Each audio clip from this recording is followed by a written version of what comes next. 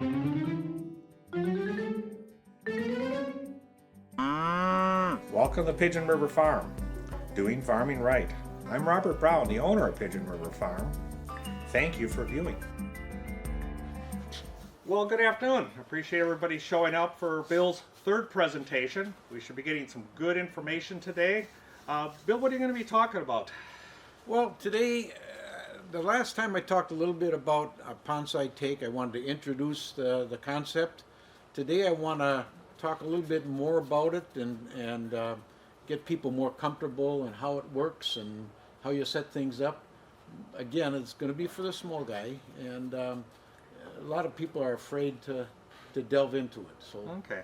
How do you want to handle questions? Take a few as you go along as we here? go, yeah. Otherwise, we might not find where we slide where we go back to. Yeah. Fair enough. Well, thank you. I'll let you get going. Okay. Thanks, Bob.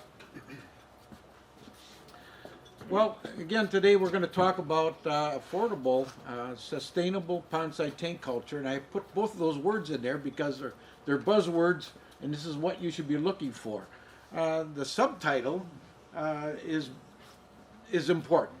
I wanted to provide techniques to backyard pond people, CSAs, people that are repurposing manure pits, all the people that have small volumes of water to deal with. They think maybe they can't either afford to develop something like this or they don't know how. And I want to help out the thought process. So that's why I'm developing this particular presentation. Now, why pondside tanks? Well, when I first started, I basically I don't have a lot of money. I'm not interested in spending tens of thousands of dollars on developing some research project in my backyard. I've got other things to do for a living, but I have the resource, so I spend my energies developing this. So basically, a pondside tank culture allows you to do everything that an indoor facility would do.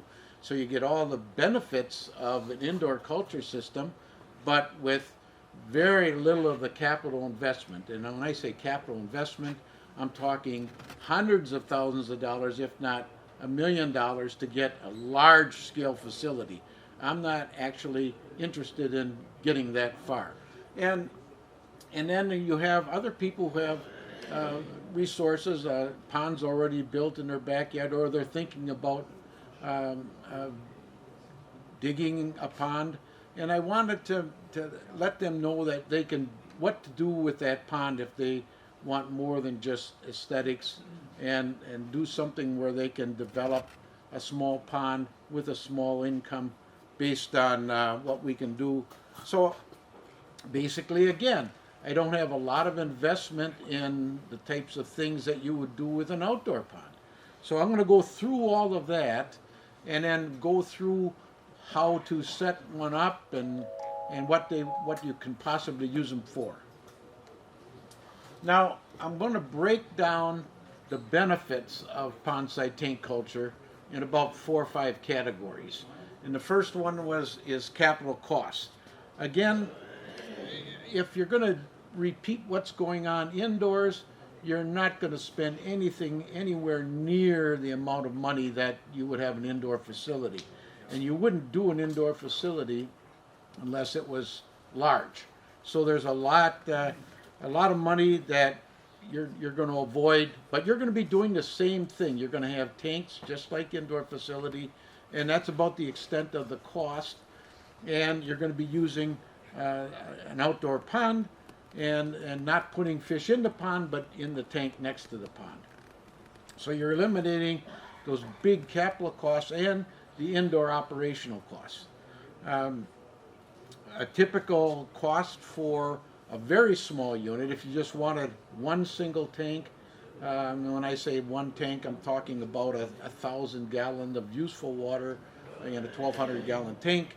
That's a small tank. So I can put one system up with a pump and a dock and a tank and so forth for about $3,000. and it costs me about $1 a day to run the pump to get it to work, and that's it, except for a cost associated with the fish food that you're going to, depending upon how many fish you're going to put in it. And what will that do for me? Well, one tank I generally try to hit, and I'm basically a perch farmer, so the numbers I give you are going to be based on harvesting perch in a year. One tank will give me about 240 pounds of fillets, and if you look at that, that's almost, if you go with a family of 3, which is the average size, and it basically 3 people to a pound of fish on a restaurant, that's the kind of a meal they go size. So you're talking about a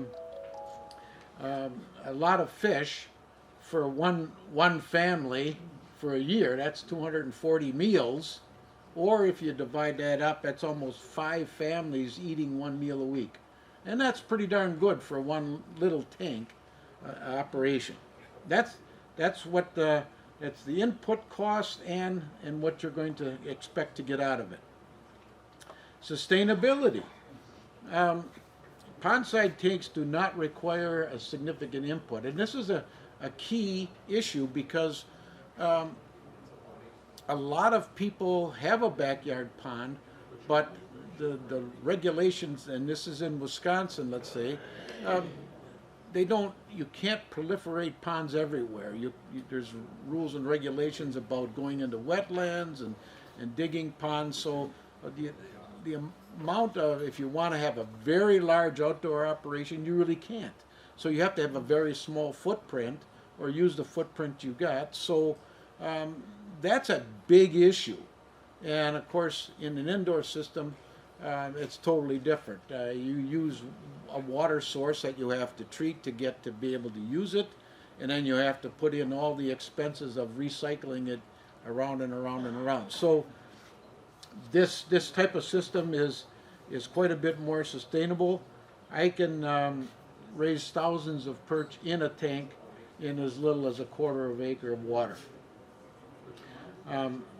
There's no, the one thing that you can avoid is the thought that you are going to spend a lot of effort developing land that is not particularly cost effective to raise fish in.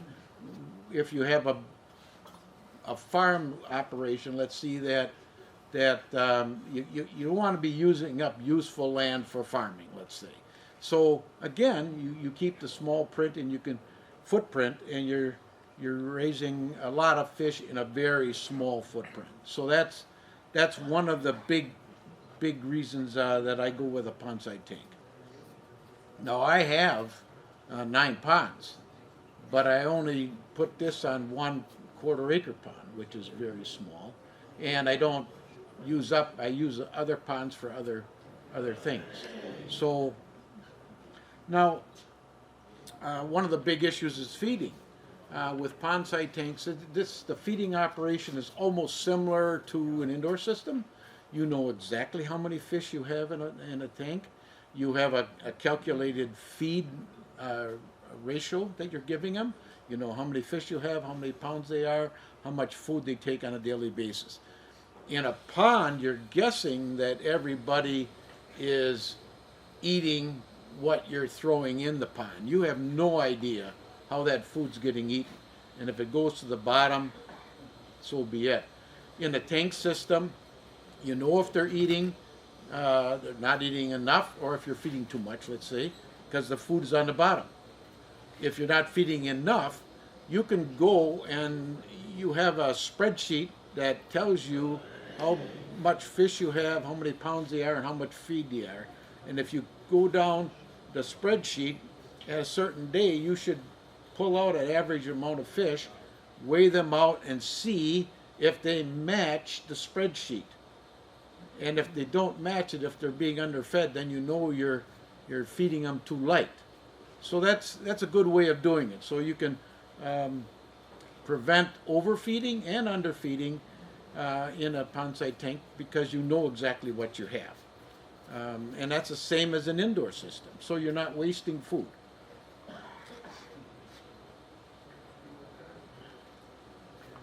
Maintenance and labor.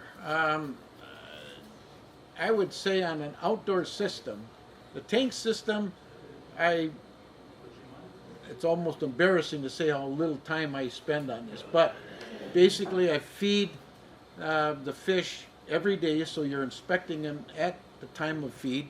You might broadcast a handful over the top to see their response, but I use a belt feeder, and I pull the belt back and I put on their ration for the day.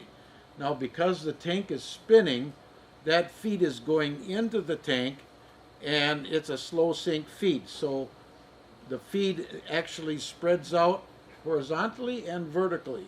And because it's spinning with the water coming in, the fish feed is being eaten by all the fish. So the fish are actually moving around to get the feed, and there's nothing on the bottom because everybody's eating. So even if you had a pond and you did the same thing, had a feeder at the end of a pond, what would happen? You'd get the most aggressive fish right there to the expense of all the less aggressive fish. So you're going to get a broad range of fish sizes at the end of even a month. You're going to see the difference. In this situation, because you're presenting the fish or the feed high and low and up and down and all around, everybody gets a crack at it, and even the less aggressive fish are getting food. And it shows because your fish are actually all growing pretty much the same. There's going to be less than an inch difference between at the end of summer between the top feeders and the slower eaters. So that's kind of what you want. There is a question. Yeah, I was wondering, does the swirling or the current of the tank, do you notice that the fish eat more food with that as opposed to less? I'm basing that on, I have a large aquarium and I have a little wave maker fan in there. When the current's going in the tank, the fish all chase down the food right away and eat it. But if it's not moving, they'll let it float right by unnoticed almost. So I don't know if that's something you see as well. Well, the one thing about all fish, I think, well, perch for sure, and what I'm getting away from is the major concentrations of the feeding.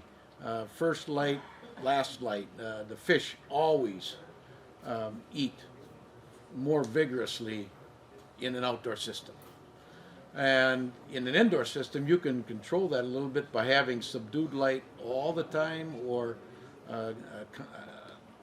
maybe lights on all the time, or going lower at times. But what I'm doing is, I think I get more, or the less aggressive feeders feeding all day long than the initial ones. Because when I throw that first handful in, the whole mass is there. And because the water's spinning, they learn very quickly that the guys that are right there missing a ton of food. So it's going around, and I don't know that I've captured the exact amount of spin that I need, because I like to change the water once an hour, the whole tank. And I know, and this is mostly because of I don't aerate in the tank. So if I didn't aerate in the tank, I know I can go at least 2 hours before I could watch the dissolved oxygen start to decline a hair. All right, so I avoid that. And the other thing that I have to pay attention to, how fast these fish can take. Now, when you're spinning the water, the outside water is going faster than the inside water. So the fish, when they're feeding, if they really don't mind the speed of the water, they are all right on the outside eating. And if they get tired, they just kind of mosey into the center and lounge there. And feed will move its way to the center. So there is that. Does that answer? Yeah, I think I kind of worked it around in a circle, but there's a lot of discussion about these issues. Speed of this, how much food is going down, what different fish are doing. I've seen other issues when they're smaller. You have to slow down the speed of the water to match how much energy the fish is expending, keeping up with it. And you will watch them. When they get tired, they'll go to the center, and then they come back out when they're hungry or when they can take the speed. So there's a lot to learn about of this, and I'm certainly not. You could spend a lot of time watching them and learning from that. Yeah.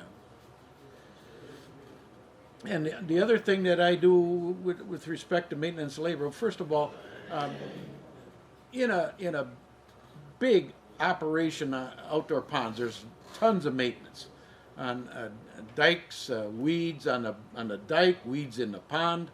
I don't have any of that maintenance.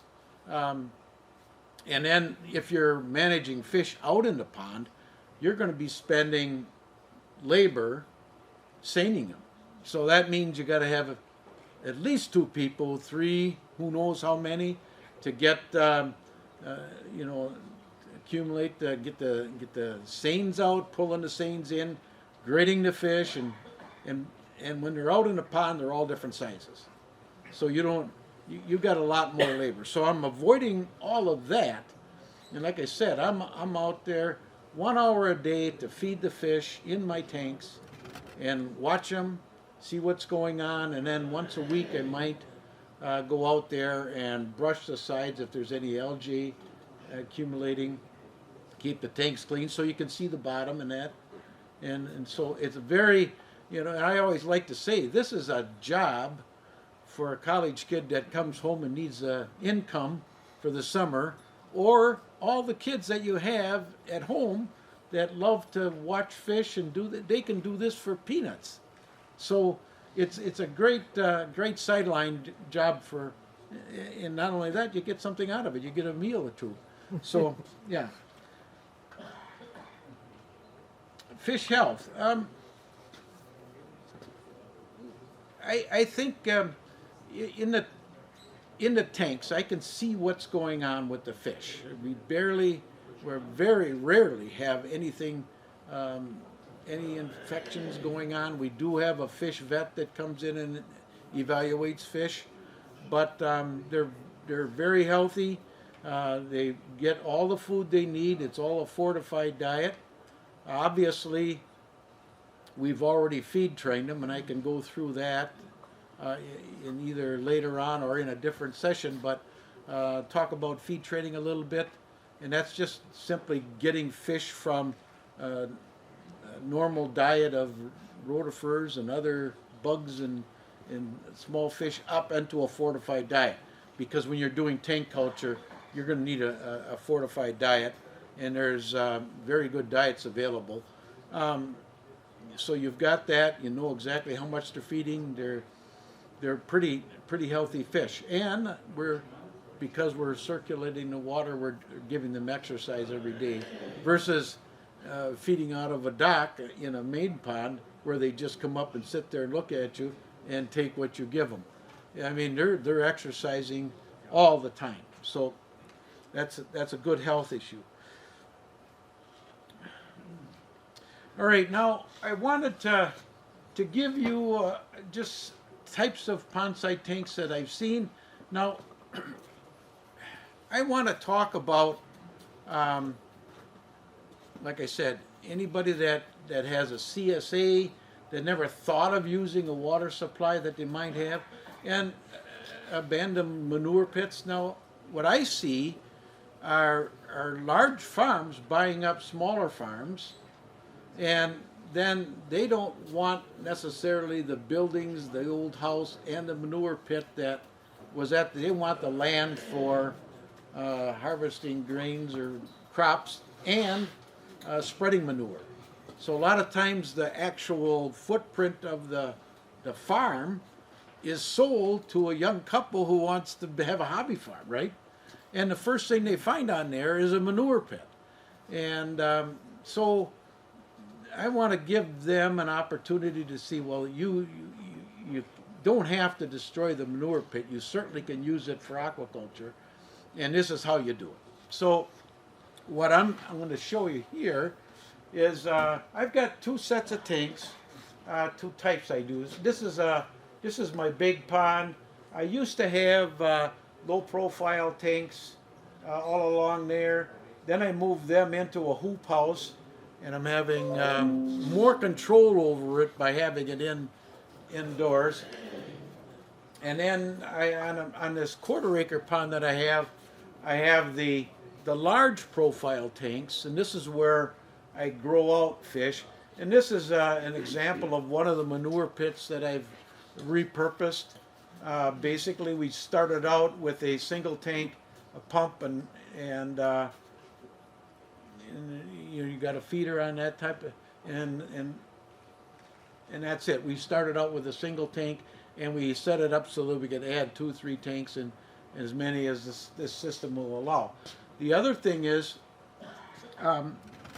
facilities that have and this is about as common as can be, a barn, a freestall barn, or a barn itself, which has a manure collection system that goes right into the manure pit. Well, that we can repurpose, the manure pit, and the same line that went out is the line we can bring back in. So what we're doing is taking the water out of the manure pit and setting up 2 barn systems right next to the manure pit. So we already have everything that we needed. We got the pit, we've got the barn, and in this particular, let's go over here. This one is set up with a lower profile. You can see there's the barn drain system still sitting there, and we can use that. We pump the water out of the manure pit into these tanks, and then just goes right out and right back into the pit.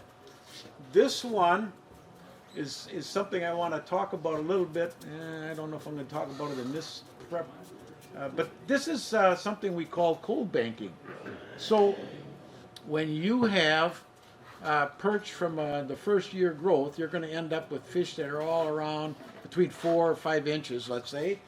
And instead of throwing them in a pond that you'd have to seine back out, I'm going to set somebody up. What I'm trying to do is look at all the different possibilities of how you can make money off of these systems. Well, in this case, this is what we call a cold banking system. So he's put a swimming pool in there, and you've got 2 sources of water. You can either use your manure pit, which is cold water. It's going to be, 35 to 40 degrees in the wintertime, and that's not a problem. Or you can use well water, which is going to be around 50 degrees. 50 degrees is a little warmer. In either way, you're going to monitor the oxygen coming in that water, and if you need to, you're going to aerate it. But this one here's got about, I'd say 3,500 perch in there, and that's what. So you're going to hold them over winter. Now, what I do is I take these fish and I put them in a high profile in May. So that's when you grow them out. These are nothing more than being held at suspended animation, almost as if they were in the manure pit. But now you don't have to chase them out of the manure pit to put them back in a tank. You put them in a swimming pool and hold them with the manure pit water, and now you've got them. Okay, so what happens if you were indoors and you were growing fish, and by December all of a sudden all the fish were market level, or by Lent, let's say, and that's even better. So all your fish were market size, and you harvested them all indoors. Now you're out of fish, and you don't make much money if you don't have fish in the water, right? So you can sell these to the guy, because you're the only source of feed-trained fingerlings of the size that they want to replace the ones they just took to market. So this is a business, and we call it cold banking, or cold storage of fish. basically they're in suspended animation, just like they would be out under the ice, except you don't have to chip ice to get them. There you go. So that's one of the things I wanted to talk about. Okay, now I told you I have two different size tanks for different purposes. The low profile tanks, they're generally up to about 30 inches tall, so that's pretty shallow, and I use them for egg management and hatching. So when the spring comes around and all the eggs are laid in last of March, 1st of April, I go pick the eggs up and I can transfer them into the low profile tanks, hatch them in there, and start going through all the feed training. And actually we developed a vaccine for perch, which I don't know that anyone has done that. I haven't done it. I'm on the receiving end of it. I have that vet that has worked with the developers of the vaccine, and we did a SARE grant on it, and I think it works very well. So we've done that. We can vaccinate them by the hundreds of thousands in a single tank, low profile. So it's done right when they're just after they're hatched, and we can do grading. So when you first get perch, all fish, some grow faster than others. Well, in perch, it's the females that grow much faster than the males. So if we have these low profile tanks, we will end up grading them several times to keep them from eating each other. And then we have several tanks, as you saw in that other picture, where we can keep extending the amount of water available to the different sizes fish. And then we can grow out fish the first summer probably up to about 4 inches. And after that, I don't like using low profile tanks. Why? Because I'm of the opinion that bigger fish like deeper water, and that they don't spook as much. But if you're handling these fish all the time, I mean, the waters, they'll come to you for food. They know they're almost domestic. I mean, I want to say that, but they still know how to go out and fend for themselves if you put them in a pond. But they really like to see you in the morning come with the food. So the low profile tanks, I like to do all of these things the first year. So from egg hatching all the way up to about 4 inches. Then I use my high profile tanks, which are about, well, certainly you can see over them. They're about 52 inches. In general, they're let's see. Mine are 7.5 feet in diameter and about 50 inches high. They hold. The gallonage is 1,200 gallons, but I use about 1,000 gallons of working height. So now, why 7.5 feet? Well, I had bigger and I've had smaller. 7.5 feet is exactly the length of my arm and a brush to get the center pipe cleaned. And anything after that, my arms get tired. And you can make them. I had an 18-footer, and if you wanted to clean that tank, you would have to get on the waders. Well, I don't think the fish care to see something that looks almost like a heron walking around in their pond. All right, so again, this is a one-man operation now. I'm thinking about one person. What does that one person want to do, and what can he have time to do to manage all this? So I'm kind of sizing everything and doing everything according to what I want to be able to do, even if I get older. All right, now, what does it look like? The easiest thing for me to show you is how I set this up. All right, so in this case, I have a 3-bank system. I have another 3 more tanks behind that. But you have a single pump coming from the pond. This line right here is the common manifold, and you'll see this pipe here. This is a influent, water influent. There's one over here and there's one over here. This pipe here is the bottom drain. And that sets the height of the water at this because the water can't go anywhere. Yes, a question. Do you have a float valve? No. Okay. This sets the height. So if the pump went off, it can't drain below this level. So you don't have a drop pipe on that outgoing where it drops inside the tank? Or I'll it's show inside you. the- Well, right here. Okay, so this pipe right here you don't see, but the line for it comes out underneath. It's connected to this one, and it goes right into this line here. 80% of the water I pump in here goes over the top, and that's basically clean water. So your water is circulating like this. Here's the influent pipe. It's spraying water out to the side here, so that makes it turn. And you can't see here, but right down on this side is a second pipe. That's the bottom drain. And the bottom drain takes all the solids, and if you have extra food, that's where it's going to go too. So the solids from the fish go in here, and they come out underneath, and they come up here. So this sets the height of the water. It doesn't come out here. After it goes down a little bit, this is the height of the water. And that takes the solids and goes over to here, and that goes all the way over to this little green tank you can barely see. That's a drop tank where all the solids drop into it. And then that overflows into a sand and gravel filter. So, and that comes back to the main pond. So that's what, and then on top I have a belt feeder. This is set up so that this is movable, so it could be set up this way or that way, depending upon where I want to feed the fish. And I usually keep it consistent so that the fish aren't spooked by having different places. And the one thing that I don't have a good handle on is I don't have these covered so that they're dark, opaque.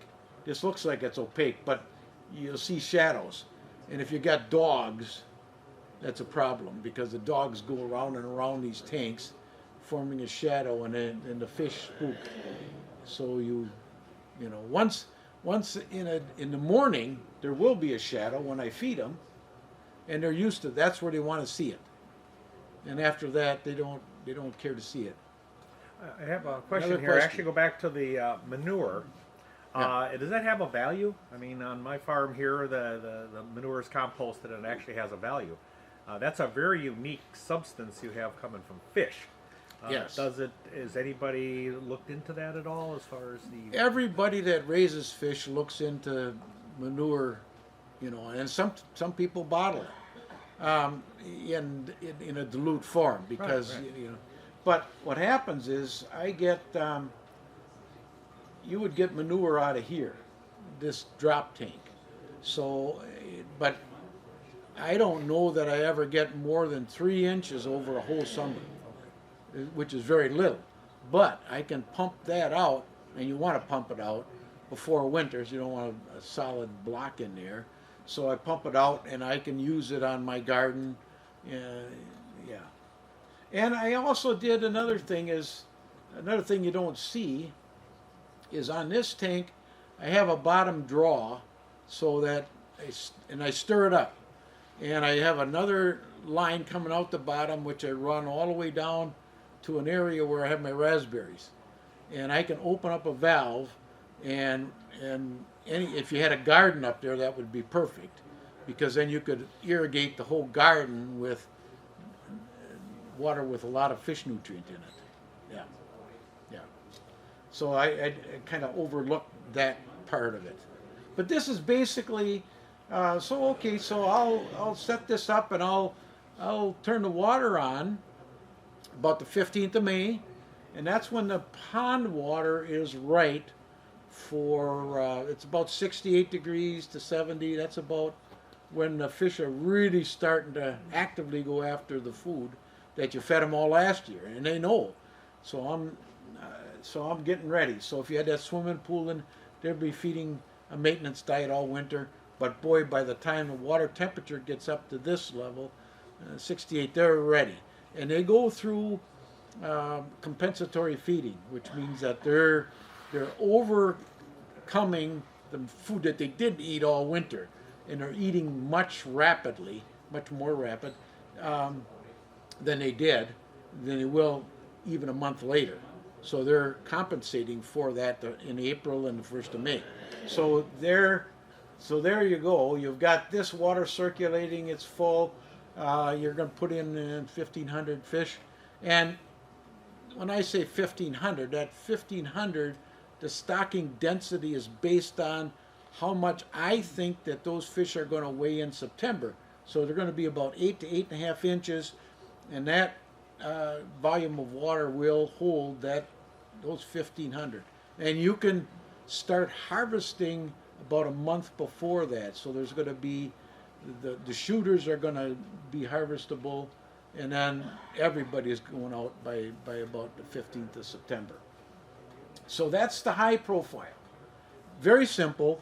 And I think, like I said, 240 pounds of fillets is going to come out of that tank. And very achievable on anybody's farm. If I can do it with a 1/4 acre pond, and even that pond is going to be, the temperature is going to go up. My pond has never gone higher than about 78 degrees. Well, 78 turns out to be the optimum temperature for perch growth. Most people indoors grow them between 69 and 71 because there's an area between 71 and 76 where there's some bacteria that are optimized and it could affect the perch. So you can grow them at 2 different temperatures for optimum. But I don't have a problem going up to 78 at all in the summer temperatures in these tanks. And again, you're not paying attention to the water quality of the tank. You're paying attention to the water quality of the pond that's coming into them, and you're in and out in 1 hour. So I monitor oxygen to make sure that I'm giving them what they need, and I'm doing the temperature too. So high profile. So now let's talk about the low profile tanks. Another question. Yeah, the question is, I got a friend that has a farm that has an artesian well on it. And actually they have to discard the water into a waterway because when they drill the well, it's continuous. And would that be a viable option like you were mentioning earlier? Artesians are going to be what? They're going to be cold. Cold, very cold. Right. And I wouldn't, I don't see why, and everybody I know that's a trout farmer is using artesians or well water. So they're pumping all the time. If you have an artesian, you're blessed. But you're not going to get the growth on a warm water fish that you would out of a cold water fish in an artesian. So you can use the same principle, pumping that cold water into here. Then, if you go into a pond and let it warm up, now you can use that pond water. Again, it's pristine. You can use that warmer water to raise warmer fish. So you can do multiple species with an artesian. So on a low profile, you're going to see this is my intake water here. Again, I'm shooting it to the side. This is my overflow on this tank. I don't have a center overflow. And normally what you're going to do is drill a hole in the bottom of your tank and put in like a shower drain. And I'll show you, I don't actually do that anymore. I put the hole in, but I don't use a shower drain because over time a shower drain doesn't have the capacity. First of all, you'd have to put in a smaller, a finer mesh size orifice to the outfall, simply because you're using fry. and fingerlings versus 4-inch fish.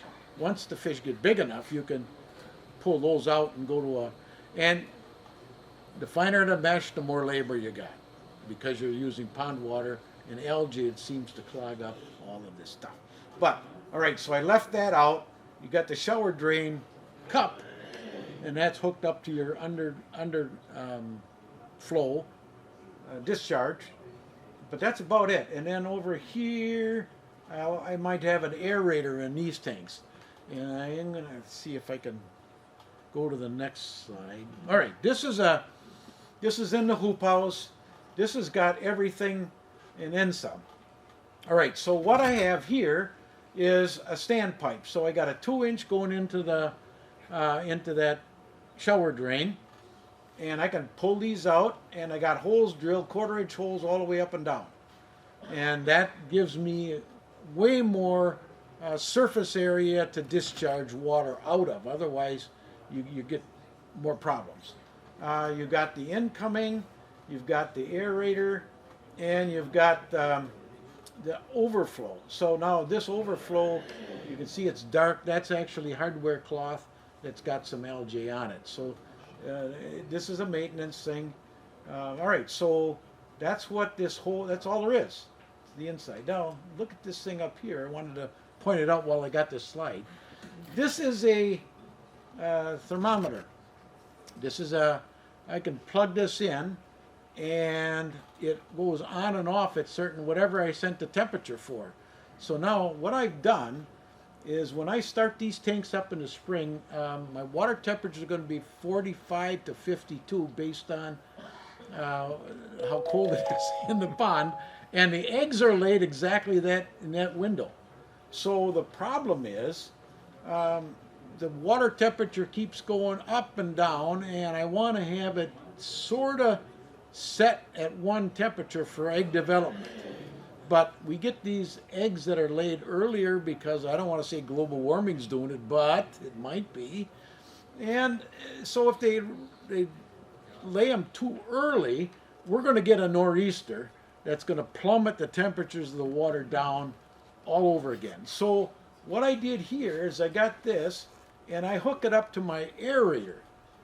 Now the hoop house will get up to 80, 90 degrees. So what I can do is use this aerator to warm the water up to the temperature I want it for egg development. And I can also use it to cool the water down, because after the sun goes down, the temperature in the hoop house gets down below the level. So if I got the water too warm in here, then I can cool it down at night. I've got to put more controls over it to get it tighter, but that's the principle of it, and that's what this thing is for. So I just put it in last year. It works like a champ. I couldn't believe I can get the water 20 degrees warmer in the daytime on a hot day, which is really incredible. But I don't want it that warm because, you know, I don't want the eggs developing too fast. Anyway, so what you see is the basic setup of a low profile. Now on the back side, you're going to see all kinds of stuff. All these tanks come with a hole that you can access.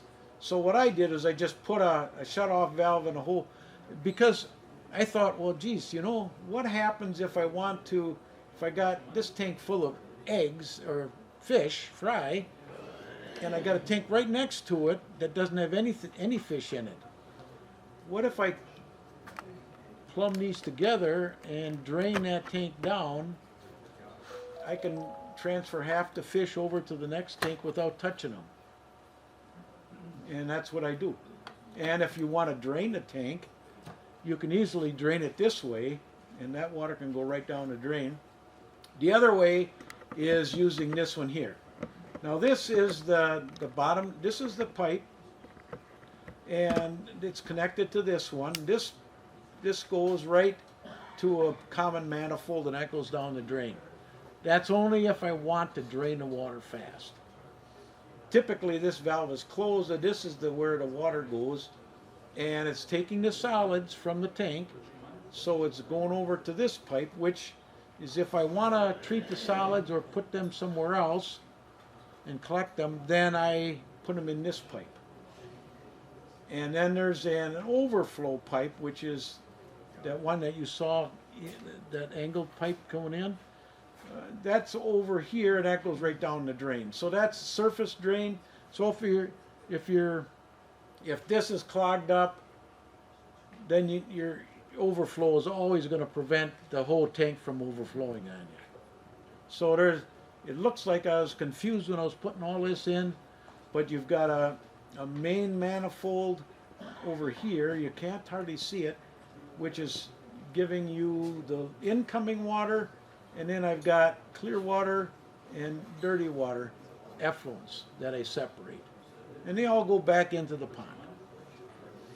There isn't nearly as much waste coming out of these because they're only fry, and a lot of times I end up vacuuming. This is where more labor is associated with taking care of these things, because you got to vacuum the stuff out. It's so fine.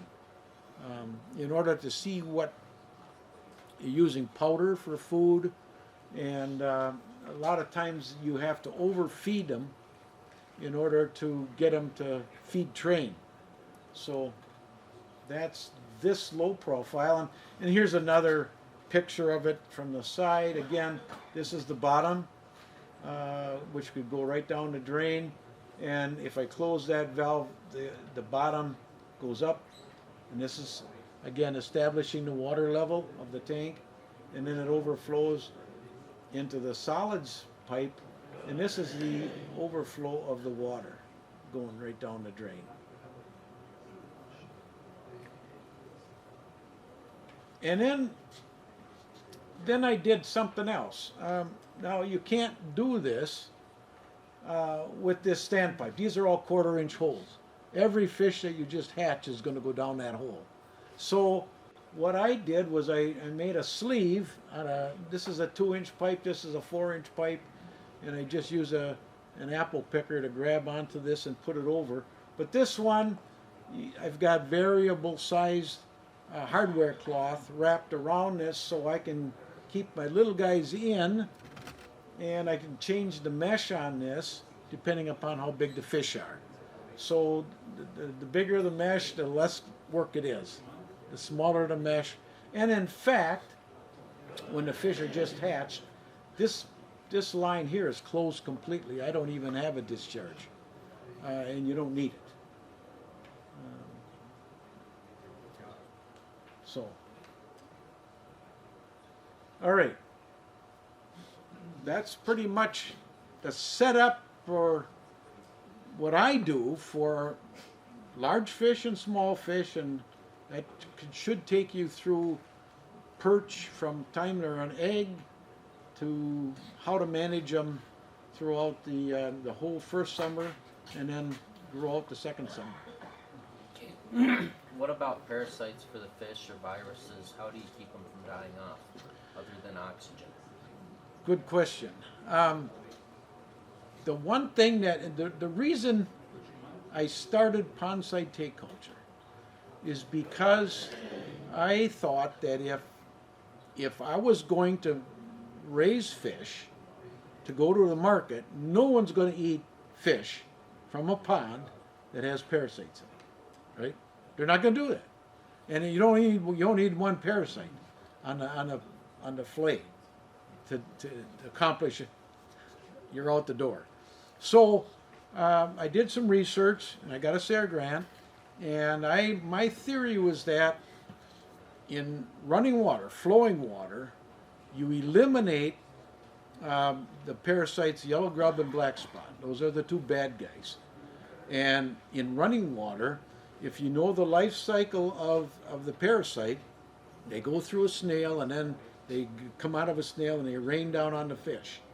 Those parasites that are raining down on a fish may only be 1 or 2 inches, and they're always in the area where snails are raining them down. Those parasites are only slightly mobile. So I thought, well, if they're only slightly mobile, if I put them in water that's moving, can they get on the fish?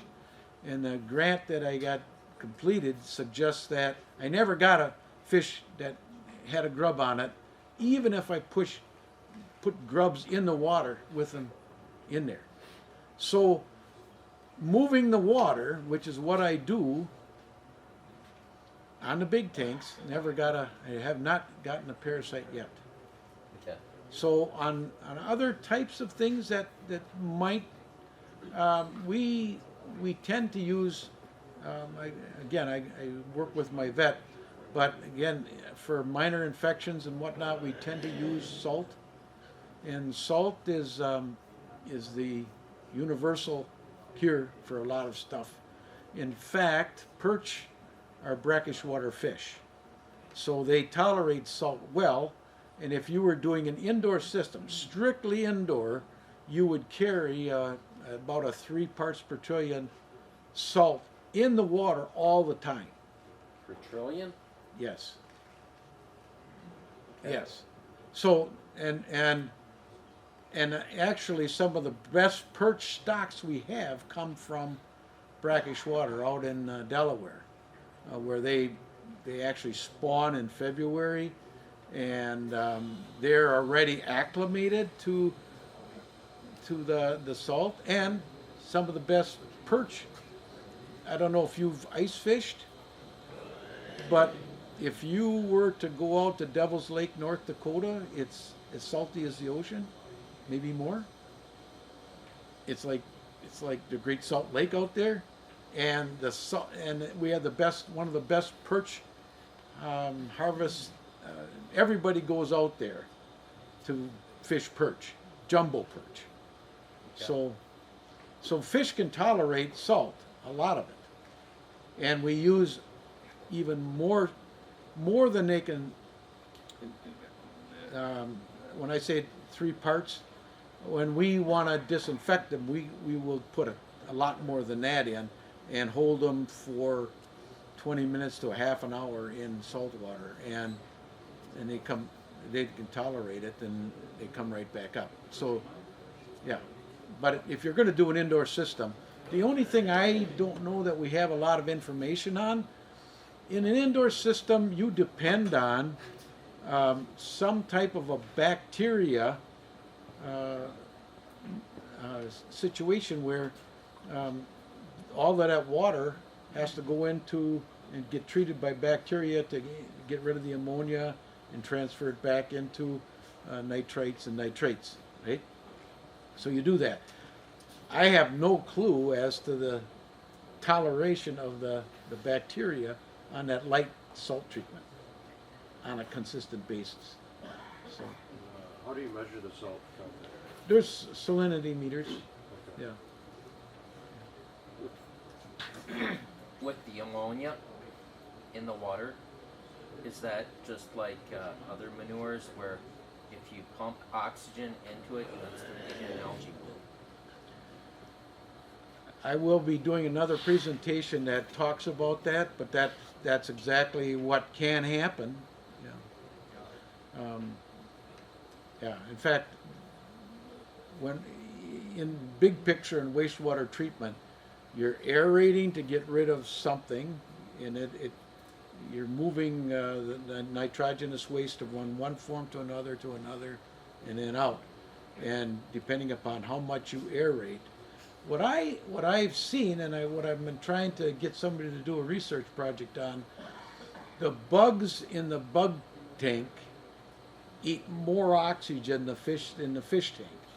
So the aeration that you provide in this whole system, if it was a closed loop system, you got to put the aeration here because you got to use up oxygen to get it to nitrates. You got to use it again to get to nitrates. And you then, when you bring the water back, if it's deficient, you got to re-aerate it so that you've got enough for the fish. But that amount of going to the fish is a lot smaller than this amount to get all that waste consumed. Okay. Well, I want to Okay. thank you very much for coming. Again, I learned a lot. I'm sure everybody else here learned a lot. We had some good questions. Planning on a week or two, we'll probably see you back. I'll work on that schedule. Okay. And so we'll have the next video. set up at the next presentation here. So if you're watching this online, I hope you enjoyed it. And if you're in person, I can see you enjoyed it. So thank you very much, Bill. Thank you.